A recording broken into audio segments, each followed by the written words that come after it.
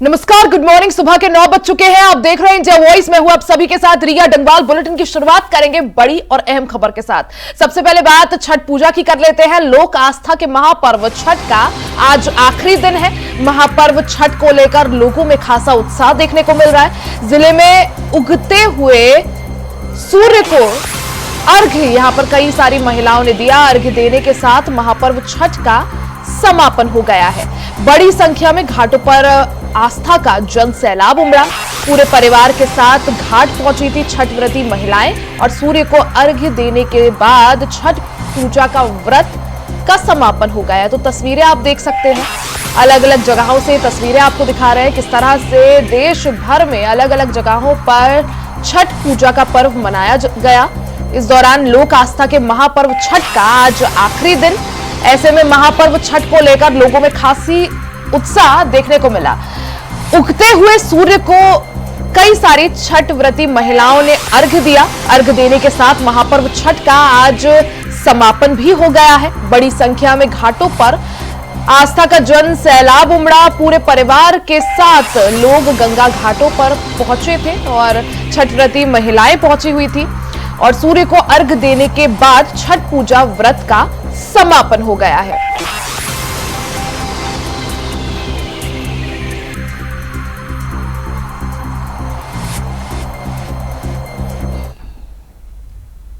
अब बात कर लेते हैं लखनऊ से बड़ी खबर की, जहां डीजीपी ने पुलिस अफसरों को निर्देश जारी किए हैं। तहरीर की जांच 2 हफ्ते में पूरी करने के निर्देश इस दौरान दिए गए हैं। 3 से 7 साल तक सजा वाले अपराधों को लेकर ये निर्देश दिए गए हैं।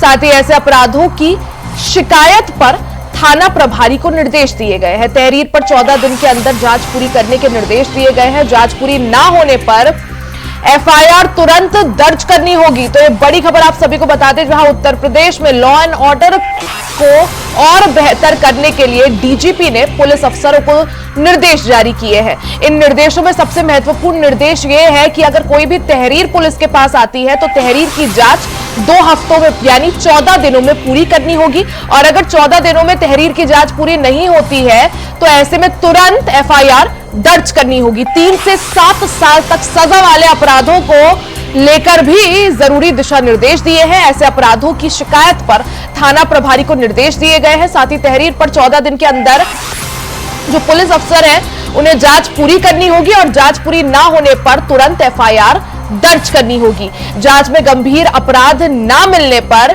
जानकारी भी साझा करनी होगी। सीओ और पीड़ित व्यक्ति को देनी होगी जानकारी। साथ ही जांच में लापरवाही पर अफसरों पर अब कार्रवाई के भी निर्देश दिए गए हैं। जांच में रिपोर्ट को सीओ एएसपी को सौंपना अनिवार्य कर दिया गया है।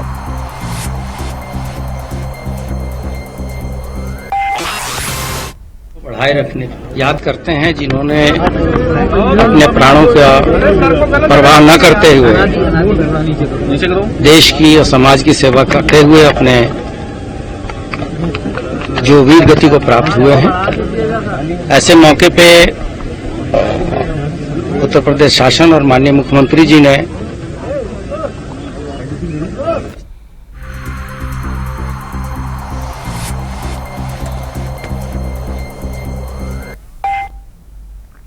वहीं लखनऊ से बड़ी खबर आप सभी को बता दें, जहां विशेष सचिव विधानसभा बृजभूषण दुबे का निधन हो गया है। बृजभूषण दुबे का बीती रात सड़क हादसे में निधन हो गया है। बेटे के साथ गोरखपुर से वो लखनऊ लौट रहे थे। इसी दौरान ये भीषण सड़क हादसा हो गया। लखनऊ लौटते समय अयोध्या के पास ये हादसा हुआ है। हादसे में बेटे को भी कुछ चोटें आई है। हालांकि इस दौरान बृजभूषण दुबे का निधन हो गया है। तो लखनऊ से बड़ी खबर आपको बता दें, विशेष सचिव विधानसभा बृजभूषण दुबे का निधन हो गया है।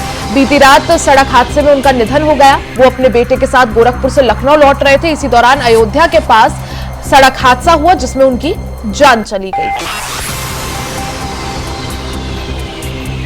तो विशेष सचिव विधानसभा बृजभूषण दुबे का सड़क हादसे में निधन हो गया।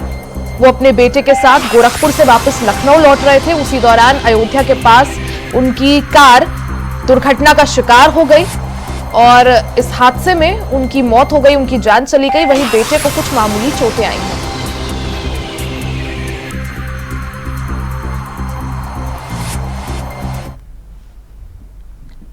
अब बात कर लेते हैं यूपी उपचुनाव की। उपचुनाव से जुड़ी बड़ी खबर आप सभी को बता दें, जहां उपचुनाव में विपक्ष के बड़े नेताओं की अब संयुक्त रैली होगी। जी हां, बीजेपी को हराने के लिए विपक्ष के सभी नेता, सभी दिग्गज एक ही मंच पर नजर आएंगे। इसमें अखिलेश यादव के साथ प्रियंका गांधी और राहुल गांधी की भी एक साथ रैली होगी। अरविंद केजरीवाल और कई दलों के बड़े नेता इसमें शामिल होंगे। यानी इंडिया गठबंधन प्रचार प्रसार में अगले हफ्ते से पूरी तरह से दमखम के साथ जुट जाएगा। प्रदेश में 2 से 3 संयुक्त रैलियां कराने की तैयारी है।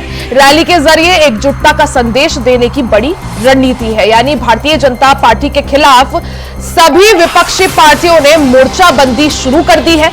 ऐसे में बीजेपी को चुनौती देने के लिए सभी विपक्ष के बड़े नेता, दिग्गज चेहरे, चाहे अखिलेश यादव हो, राहुल गांधी, प्रियंका गांधी या अरविंद केजरीवाल, ये सभी दिग्गज चेहरे एक साथ एक मंच पर नजर आएंगे। संदेश यही, बीजेपी को झुकाने का, बीजेपी के विजय रथ को रोकने का। तो विपक्ष के सभी बड़े नेता एक ही मंच पर नजर आएंगे। अखिलेश यादव के साथ प्रियंका गांधी, राहुल गांधी और अरविंद केजरीवाल एक साथ संयुक्त रैली करेंगे। तो इंडिया गठबंधन प्रचार प्रसार में अगले हफ्ते से जुट जाएगा। ऐसे में प्रदेश में 2 से 3 संयुक्त रैलियों के कार्यक्रम तय किए गए हैं। रैली के जरिए संदेश बीजेपी को एकजुटता का दिया जाएगा और किस तरह से पूरा का पूरा विपक्ष भारतीय जनता पार्टी के खिलाफ पूरे दमखम के साथ चुनावी ताल ठोक रहा है और बीजेपी को चुनौती दे रहा है, यह संदेश इस संयुक्त रैली के जरिए दिया जाएगा। तो यूपी में 9 सीटों पर उपचुनाव होना है। इसमें सभी 9 सीटों पर 20 नवंबर को वोटिंग होनी है और 23 नवंबर को नतीजे आने हैं। ऐसे में भारतीय जनता पार्टी हो या समाजवादी पार्टी, दोनों ही पूरे दमखम के साथ चुनावी रण में है। सीधा मुकाबला यानी neck to neck fight BJP और समाजवादी पार्टी के बीच है। हालांकि कांग्रेस ने इस चुनाव से दूरी जरूर बनाई है। कांग्रेस ने किसी भी सीट पर अपना उम्मीदवार नहीं उतारा है, लेकिन कांग्रेस ने पूरी तरह से समाजवादी पार्टी को समर्थन करने का ऐलान किया है। वहीं दूसरी तरफ इस रण को और भी ज्यादा दिलचस्प बनाते हुए अब की बार बहुजन समाज पार्टी भी 9 की 9 सीटों पर अपनी दावेदारी पेश कर रही है। हालांकि सीधी टक्कर समाजवादी पार्टी और भारतीय जनता पार्टी के बीच है। जिन 9 सीटों पर उपचुनाव होना है उसमें से एक सीट यानी मीरापुर की सीट बीजेपी ने अपने सहयोगी आरएलडी को दी है। बाकी 8 सीटों पर बीजेपी जीत का दम भर रही है। यह उपचुनाव इसलिए भी महत्वपूर्ण है क्योंकि सभी की नजरें इस उपचुनाव पर है। इस उपचुनाव का जीत का जो शोर है उसकी गूंज 2027 विधानसभा चुनाव में भी सुनाई पड़ेगी। यही वजह है कि ना भारतीय जनता पार्टी और ना ही समाजवादी पार्टी इस उपचुनाव में हारने के रिस्क लेना चाहते हैं।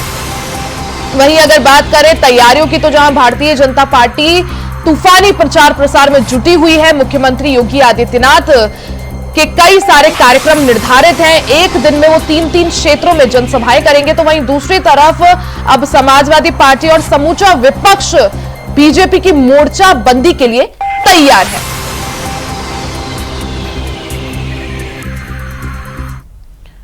वहीं जम्मू कश्मीर विधानसभा में अनुच्छेद 370 को लेकर काफी बवाल हुआ। बात हाथापाई तक पहुंच गई। तो वहीं इस विवाद पर बीजेपी नेता स्मृति ईरानी ने कहा कि कल इंडी गठबंधन ने जम्मू कश्मीर में भारतीय संविधान का गला घोटने का काम किया है। कल इंडी गठबंधन ने जो प्रस्ताव पारित किया है उसके तहत वो जम्मू कश्मीर में भारत के संविधान के खिलाफ एक नई जंग लड़ते दिख रहे हैं।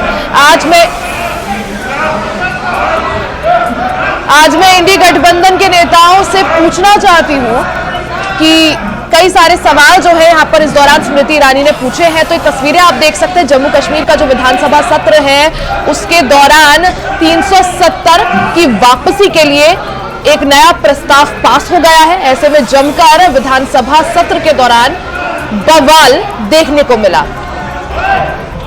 नेशनल कॉन्फ्रेंस और कांग्रेस के नेता और विधायक और बीजेपी के नेताओं के बीच यहां पर आप देख सकते हैं किस तरह से झड़प हुई, नोकझोंक हुई। तो 370 की वापसी को लेकर जो विधेयक यहां पर पारित हुआ है, जो प्रस्ताव यहां पर पास हुआ है, उसके बाद जम्मू कश्मीर सदन में आप देख सकते हैं किस तरह से जमकर बवाल कटा।